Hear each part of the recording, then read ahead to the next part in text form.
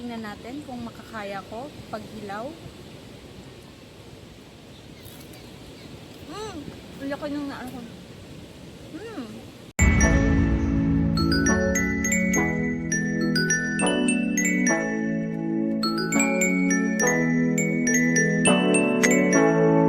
Hey guys! Welcome back to my channel. It's me, MaBeauty Angel.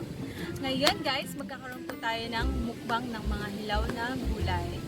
So, isa-isahin po natin. Meron po akong kangkong. Anyway guys, nandito po tayo ngayon sa beach. Dito ko pong naisipang magmukbang kasi yung sarap ng hangin. So guys, continue tayo sa pagpapakilala sa mga gulay. So, meron po akong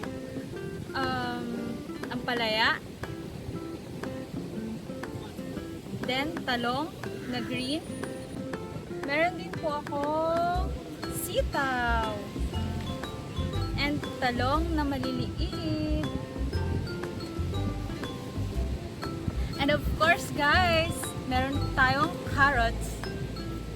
And then, okra. Then, kalabasa po. Yan o, nabalatan ko na siya guys. Nalinis ko na rin. Natanggal ko ng mga buto niya sa loob. Meron din pong pipino. Ayan guys, meron akong limang pipino dito. Dala. Kamatis. Dago ng cabbage. Yan guys. Guys, ayun na nga ang aking kakainin ngayon. Mga hilaw na gulay.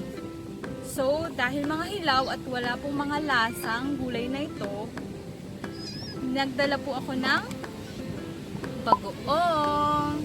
Nahilig po ako sa maalat na mga pagkain.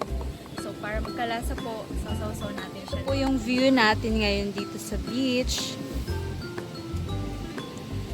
So, guys, without further ado, let's begin. Dahil nga mahilig ako sa maalat guys, so sasaw-saw natin siya sa bagoong. Umpisahan ko sa talong.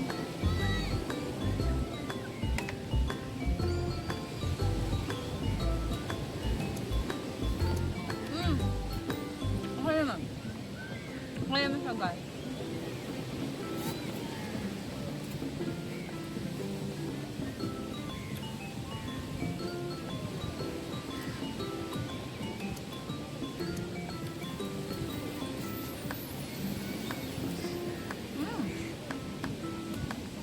Pag may bagoong, para po siyang para siyang luto na rin guys. At naman natin guys yung carrots. So, sasalang natin. So guys, masarap po magmukbang dito sa beach. Sarap. Sarap po ng bagoong guys.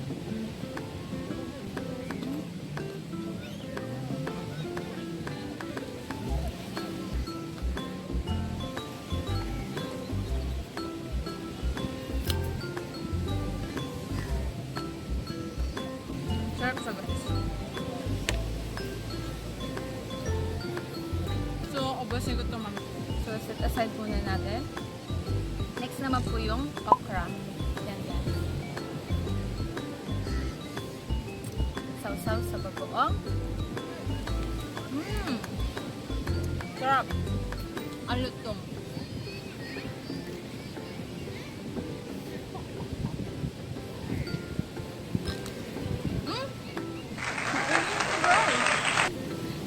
Natin yung sitaw.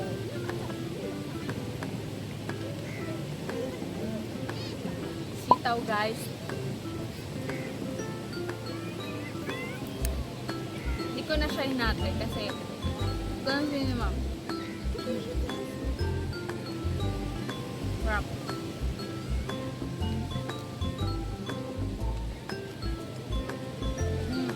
Then next po natin yung kalabasa.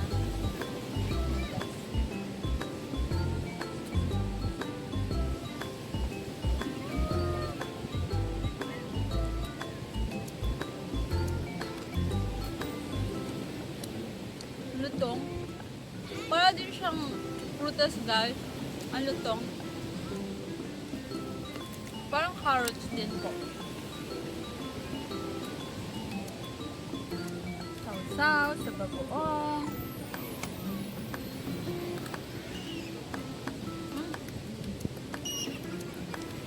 Ano, isipin ko na lang guys, ano to, apple.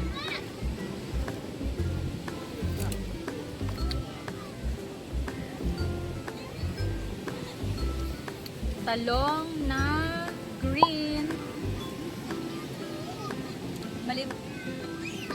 Malit yung mga talong nila dito guys.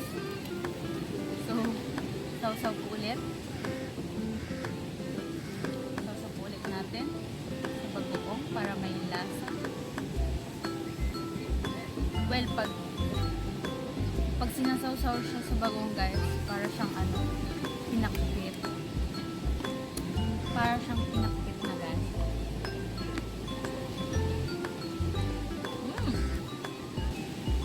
Masarap naman siya guys, pero pag meron na pong ano, buto, parang ano yung lasa, mapait.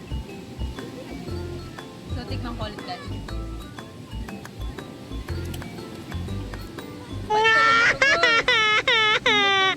So, isunod natin guys yung kangkong.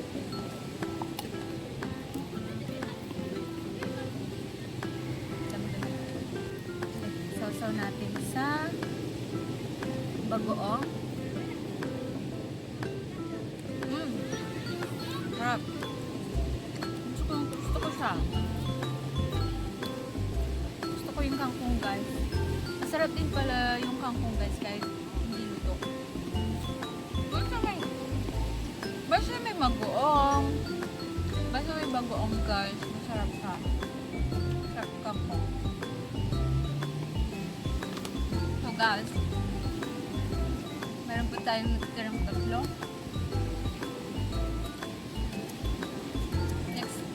Next ko naman po yung cabbage. Guys, mga hinugasan ko na to Doon pa lang sa bahay, hinugasan ko na siya. Cabbage po na may bagoong.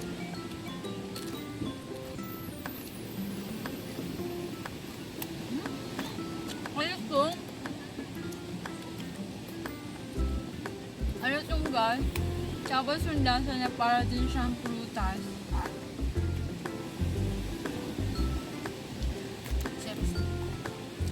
Try ulit po natin.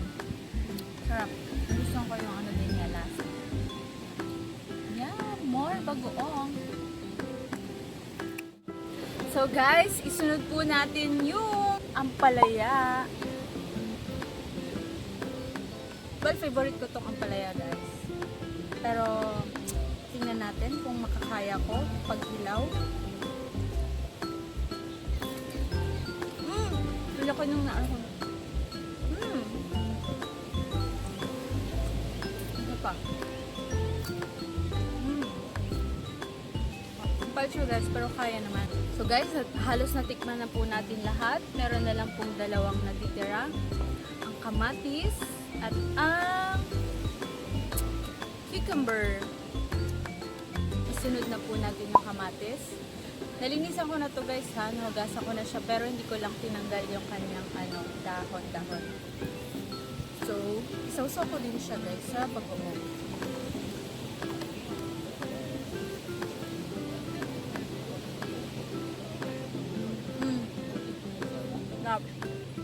Para din siyang mansanas guys. Tulo pa guys.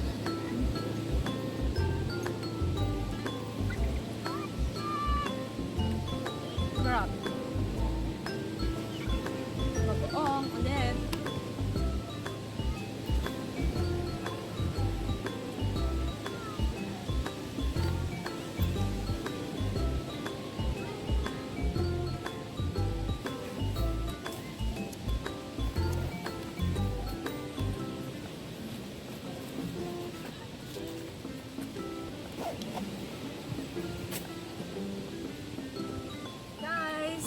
Last but not the least, cucumber. So ito guys, Literal talaga. Kahit hindi mo isasaw sa bagoong, maugot mo talaga ha. Sarap. Ang sarap siya guys kahit wala bagoong. Pero, tatry natin sa iba lang.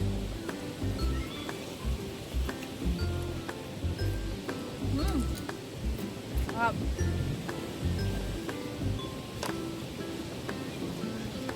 So, ayan guys. We're done. Halos natikpan ko naman lahat ng gulay na nasa harap ko.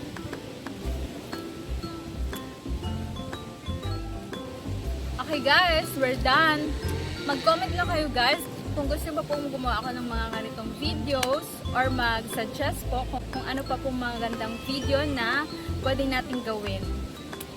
Thank you guys! That's it for today's video. Hope to see you again in my next vlog. Be good, keep safe, and God bless.